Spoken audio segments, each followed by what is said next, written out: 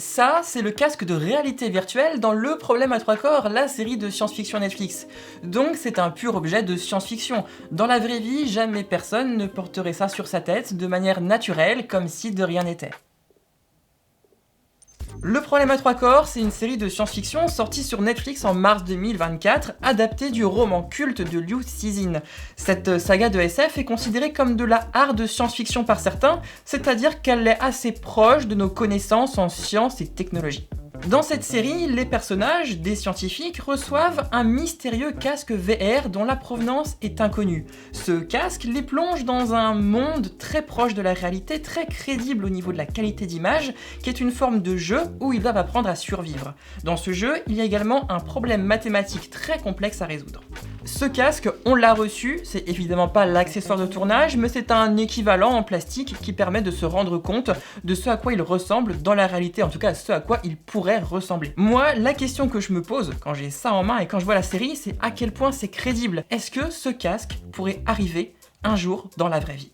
Et ça tombe bien, à Numérama, juste à côté de moi, j'ai un collègue qui est le chef de la rubrique tech à Numérama, c'est Nicolas Lelouch, et il adore les casques de réalité virtuelle. Salut Marcus. Salut Nico. Bienvenue dans le futur. Le futur, vraiment, parce que honnêtement, quand je le retire, moi la première chose que je remarque, c'est qu'il n'y a pas de connectique. Comment on peut le recharger ? Comment il fonctionne ? D'où vient l'énergie de ce casque ?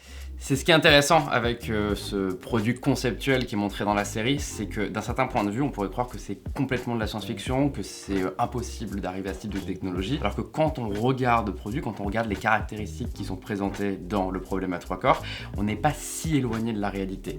Et c'est ça qui nous avait pas mal amusé tous les deux à la rédaction, c'est pour ça qu'on a fait un article sur Numérama, c'est parce que on se rapproche des casques VR actuels en allant un petit peu plus loin sur des problématiques, dont l'encombrement, dont la charge. Comme tu le dis, ce qui est très étonnant avec ce produit, c'est qu'il n'y a pas de port de recharge, il a l'air super léger quand ils le mettent sur la tête, il n'a pas l'air d'avoir une batterie intégrée, il n'a pas l'air de devoir se recharger, et pourtant il fonctionne comme par magie, et d'une certaine manière, les scénaristes du Problème à 3 corps, ils s'adressent ici à un des problèmes élémentaires de la réalité virtuelle, qui est l'encombrement, qui est la batterie. Je vais te montrer un exemple concret, l'Apple Vision Pro, qui est le casque sans doute le plus avancé aujourd'hui. Sa batterie, elle est dans la poche, et tu es obligé de la contenir avec un câble, parce que s'il l'avait mis à l'arrière du casque ou à l'avant du casque, ça serait tellement lourd qu'on ne pourrait pas utiliser le produit pendant plus de 10 minutes. Et ça, tous les casques VR ont ce problème aujourd'hui. Le casque le moins cher du marché, c'est celui de Meta, c'est le Quest 2. La batterie, elle est à l'avant, mais du coup, le poids est pas toujours bien réparti. Et sur le Quest Pro, la batterie est à l'arrière,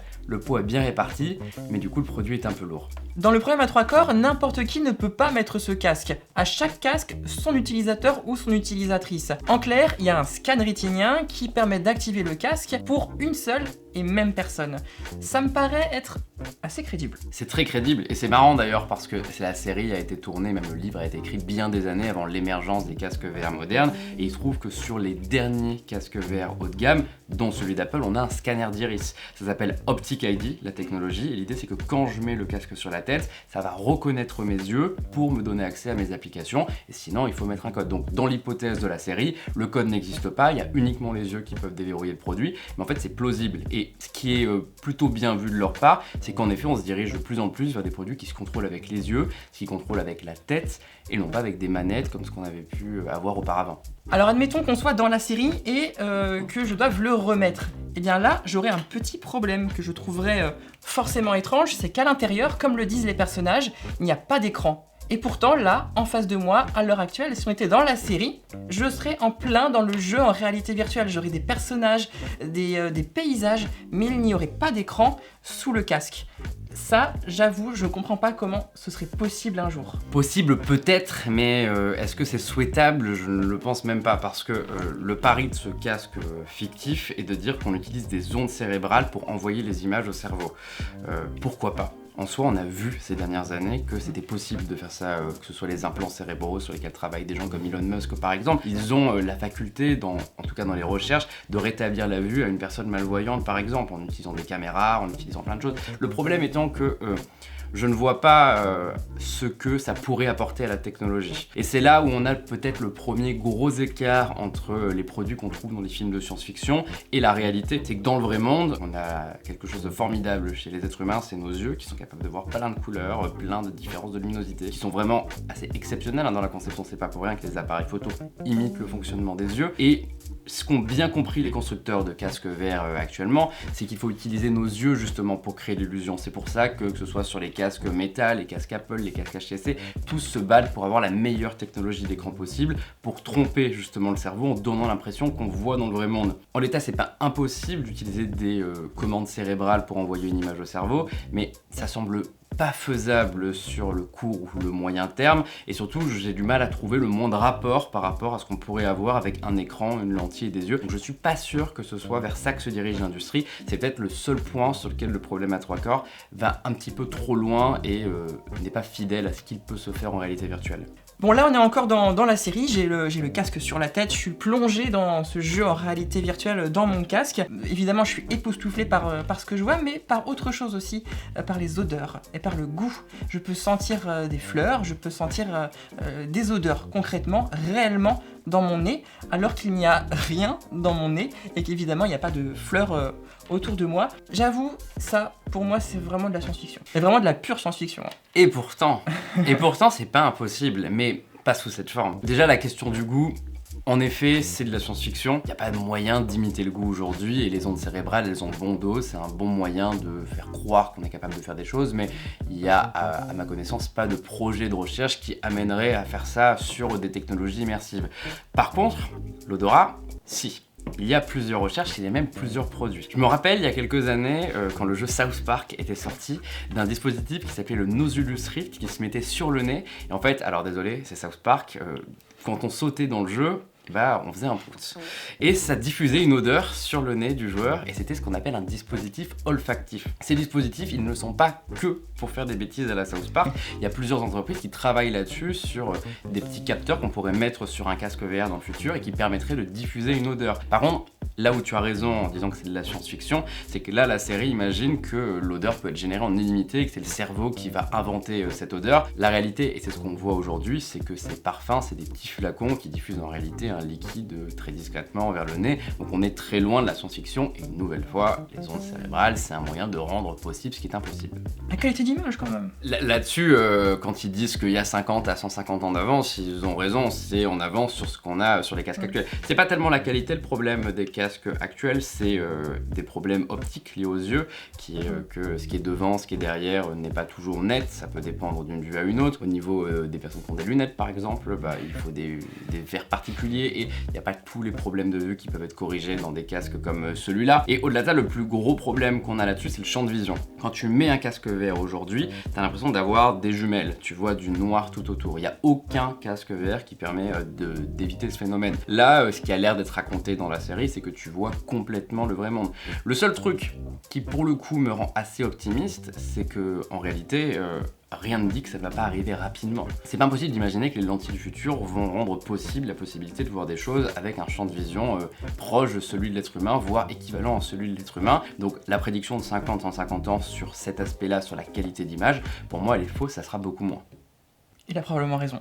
D'ailleurs, il y a un autre truc qui est dit dans la série, je sais pas si t'as remarqué quand il parle des caractéristiques du casque, il y a un oxygénomètre à l'intérieur de l'appareil, et là aussi on peut se demander à quoi ça sert. Là en l'occurrence c'est pas du tout de la science-fiction, la montre connectée que j'ai à mon poignet, elle peut mesurer mon rythme cardiaque, elle peut mesurer le taux d'oxygène dans mon sang, et pour le coup ça sert plus à mesurer des données sur l'habitude de l'utilisateur, savoir quand il a eu peur, etc. Et ça, à mon avis, d'ici 1 ou 2 ans, tu as la moitié des casques qui ont ce genre de technologie. Au début, j'ai dit que ce casque, c'était de la pure science-fiction. Nico, si tu devais me répondre à ce casque est-il de la science-fiction, tu devais répondre par oui, peut-être ou non. Ce serait quelle réponse? Oui, c'est de la science-fiction, mais j'aimerais nuancer, parce que... Non, il n'y a pas de nuance. Bon, non, si, vas-y. Non, nuance, en nuance. réalité, c'est de la science-fiction en l'état, parce qu'on peut pas faire croire aux gens que on peut jouer avec les ondes cérébrales pour téléporter quelqu'un ailleurs. Par contre, l'idée d'avoir un casque VR aussi léger, aussi embarqué, etc., n'est pas du tout de la science-fiction. C'est très comparable à ce qu'on a aujourd'hui, et c'est ce qui est marrant dans cette série, c'est que beaucoup de personnes vont sûrement la regarder en se disant « Ok, ça n'arrivera jamais », alors qu'ils peuvent déjà acheter un produit qui y ressemble. monde. On le disait au début, ce casque est présenté dans la série comme étant possible d'ici 50 à 150 ans. C'est quand même très large. Si on se base sur les technologies d'il y a 50 ans, bon, concrètement, toi, selon ton estimation, un casque comme celui-ci, dans son ensemble, dans 50 ans, dans 70 ans, dans un siècle? Je vais être encore plus optimiste, je pense que c'est moins de 50 ans. Je pense que arriver à des batteries qui sont d'une technologie différente de ce qu'on a aujourd'hui, à des écrans extrêmement fins, à un produit plus léger, ça prendra moins de 50 ans. Quand on voit en fait où on en était en informatique il y a 50 ans, on n'avait quasiment pas d'ordinateur, les gens, il n'y avait évidemment pas de téléphone portable, rien du tout. Ça évolue tellement vite que ça paraît difficile d'imaginer qu'on va stagner pendant 50 ans avec des produits qui vont rester gros. Donc si la technologie immersive de la réalité virtuelle, mixte augmentée, continue de s'améliorer, on va aller vers des lunettes, vers des casques beaucoup plus légers très rapidement. Le seul truc sur lequel je ne suis pas sûr à 100%, c'est les fameuses ondes cérébrales et l'idée de remplacer les écrans par des ondes. Ça, c'est même pas une question de savoir quand est-ce que ce sera possible, je pense que ça n'arrivera pas pour ce type de produit. À mon avis, il y a beaucoup d'entreprises qui vont de plus en plus se spécialiser dans les implants cérébraux, dans l'idée justement d'augmenter l'homme directement plutôt que de lui donner un objet qui lui donne accès à des fonctions supplémentaires. Donc je crois pas trop qu'on va aller vers ça. Par contre, un produit aussi fin, avec une aussi bonne qualité visuelle, pas de batterie, tout ça, je pense que ça peut arriver vite. Donc c'est de la science-fiction, mais avec des éléments issus de la réalité actuelle et future. Je me demande dans la conception du livre, dans la conception de la série, à quel point ils ont regardé ce qui se faisait réellement ou est-ce qu'ils sont juste tombés sur le bon concept un peu par hasard. Mais ce qui est certain, c'est qu'on n'est pas du tout sur le produit de science-fiction que certains décrivent. Le fait que tu nuances autant la réalité de ce casque me rappelle l'un des débats principaux sur le problème à 3 corps, que ce soit le livre ou la série, c'est la question de la hard SF, de la hard science-fiction, donc une science-fiction crédible scientifiquement et technologiquement. Le livre est souvent présenté comme ça, mais beaucoup de scientifiques et de physiciens disent non, c'est pas de la hard SF, c'est plutôt un